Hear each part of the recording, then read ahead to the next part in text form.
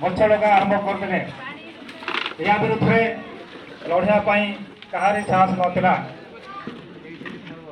ପର୍ଯ୍ୟାୟକ୍ରମେ ଲୋକଙ୍କ ଉପରେ ଦମନୀଳା କରୁଣାରେ ହୁଏ। ଦଳ ଏସବୁ କମ୍ୟୁନିଷ୍ଟ ନେତୃତ୍ୱରେ এই গছ লগা জাতীয় উদ্যান বিরুদ্ধে আন্দোলন করতে আন্দোলন সরকার শেষে দমন করে পারে নাই।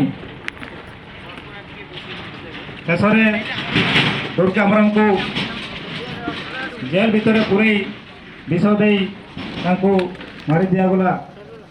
এইভাবে এক শহীদ দুর্গা আমরম আমার জমি জমা ভিটামাটি को रक्षा करने निजे निजर जीवन ओडिशा राज्य संपादक को वक्तव्य लिखित भाव में पठाई।